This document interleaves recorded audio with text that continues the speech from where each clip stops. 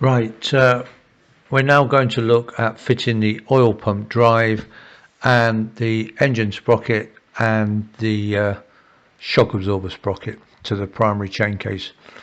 Unfortunately, I seem to have accidentally deleted the video from my computer showing the fitting of the oil pump drive in the primary chain case, so you've just got this photo to look at.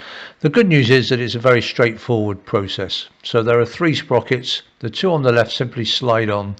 So that's the sprocket on the crankshaft, which is splined. It simply slides on and butts up against the main bearing. Then there's the intermediate sprocket in the middle, and that simply slides on to that intermediate shaft that's been sitting there all the time. And then there's the actual sprocket that sits on the oil pump itself, and that is on a tapered shaft on the oil pump drive shaft, and that slides onto the oil pump, but it'll be loose on the shaft. So then there's a special diamond shaped locking washer that sits inside that oil pump sprocket. That's why you can see maybe there's a little strange shape around the nut in the middle of that sprocket. Then the nut goes on the top, which is Loctited as well, because we don't want it coming undone.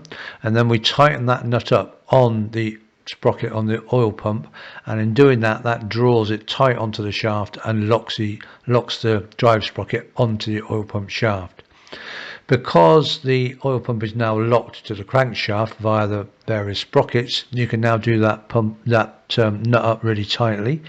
And in my case, when the engine actually then started to turn, I used the adjustable wrench that you can see on the bench there. I put that on the crankshaft to hold it still, so I could get the nut up really tight on the on that oil pump drive sprocket. Then I bent over one end of the strange diamond-shaped locking tab to make sure that nut was really locked securely, and that's it. So it's actually a very straightforward process. Sorry I didn't video it, but the good news is it is pretty straightforward. So with that done, we'll move on to then fitting the actual engine sprocket and the shock absorber sprocket.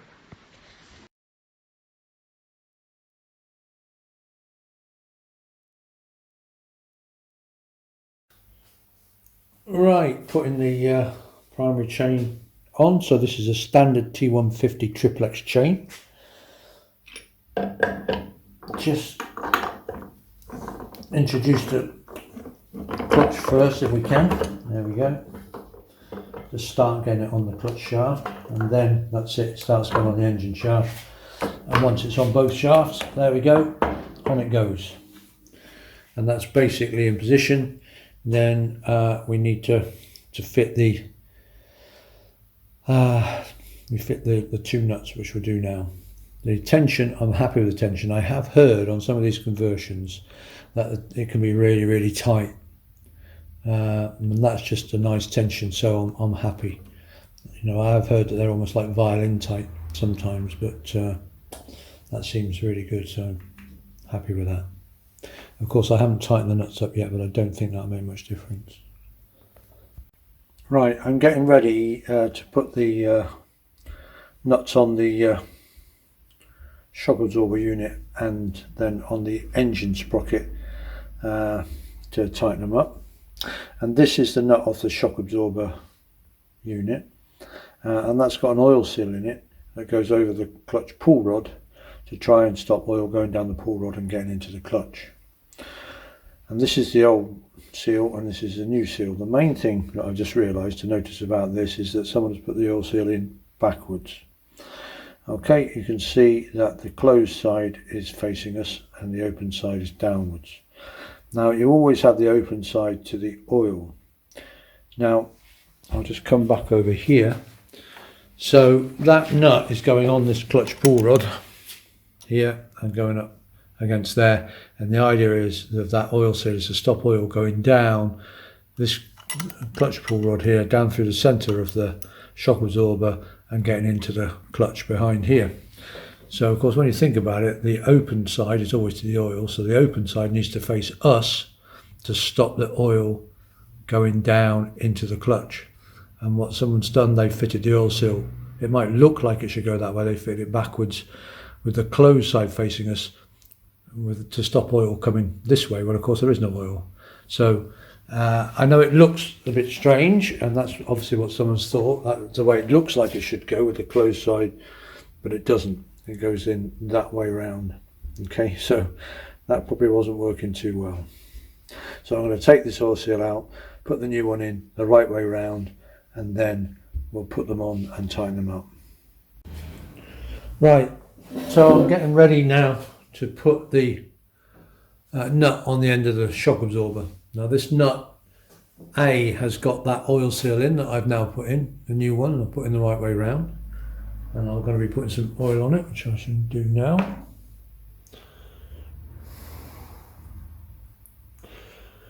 Okay, but it's done up to 60 foot-pounds, as is the engine sprocket nut. So you need to be able to lock the engine.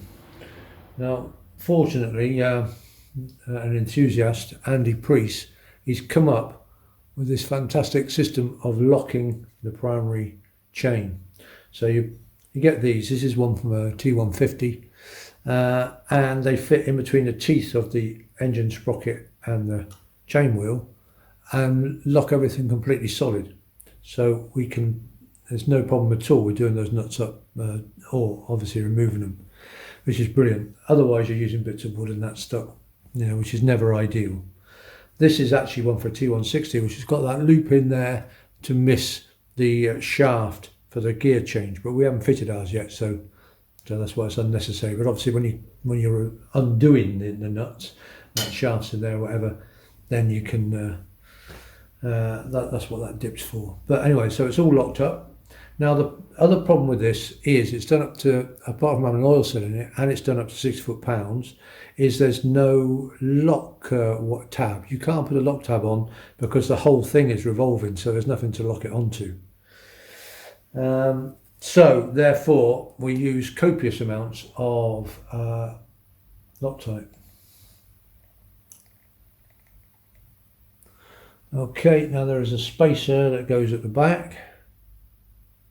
Yeah, it's got a bevel on both sides, so we'll put it in. So doesn't matter which way it goes in exactly. Poke it in a bit, find something. Let's get it seated, get back there. That's it.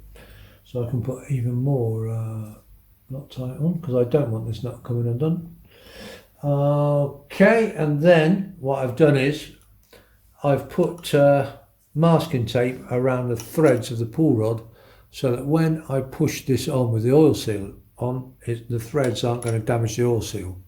Now, to be honest, most of the damage is normally done when you take the oil seal off, when you take the nut off, because the oil seal is facing the wrong way for the threads and it can damage them. And to be honest, you might be able to get away with pushing this on, because the oil seal just adapts to the threads. But to be absolutely safe, then I've covered that. I'm now going to put some thread lock on the actual nut itself as well, for good measure.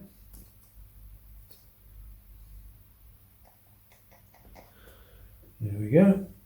And then we're going to put that on, and then very carefully ease it over the pull rod.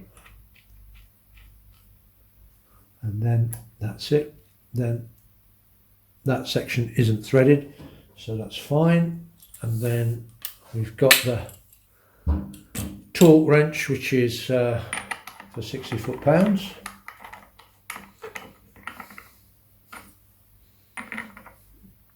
Okay, got the locking tool in,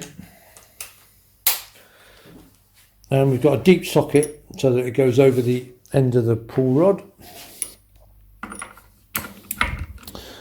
Is it 15/16?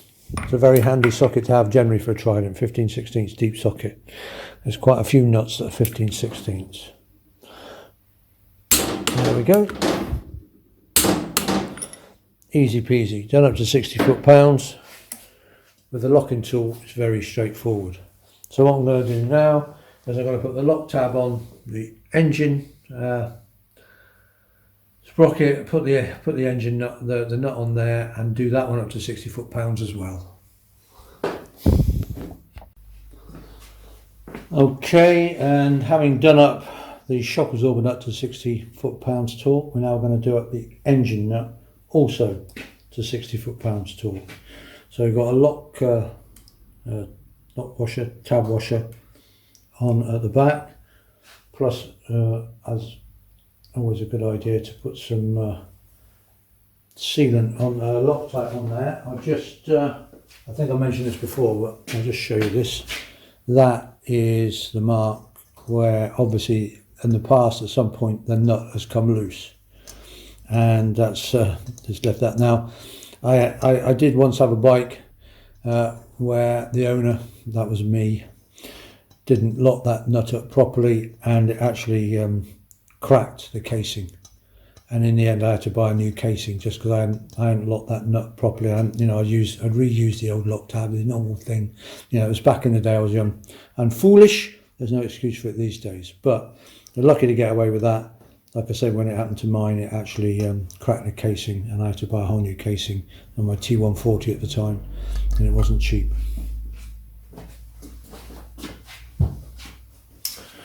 Okay, so we've got Loctite on, we've got the tab washer in, and just put the nut on.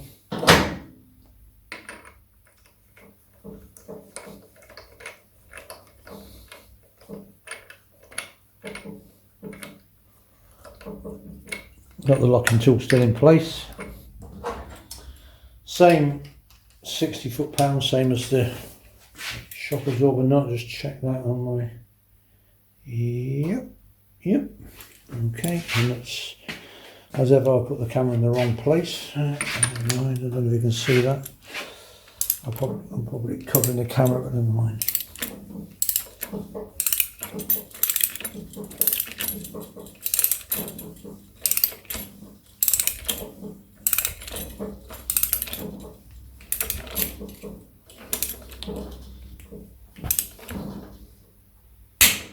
There we go.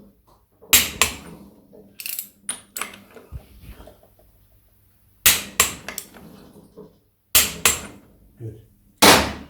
Okay, so then I've got to put the lock tab over and remove the locking tool. I think I've mentioned that this tool comes from a fellow enthusiast, Andy Preece, and they are available, I think, directly from him, and I'll put his contact details in the blurb underneath the video. I think they're about £30–40, something like that. I can't remember. There's different ones for different types of triple Rocket 3 or T150 or T160. But I'll put his contact details, and you can get in touch with him if you're interested in getting one of these, they're great because they just lock everything up, make the job so much simpler.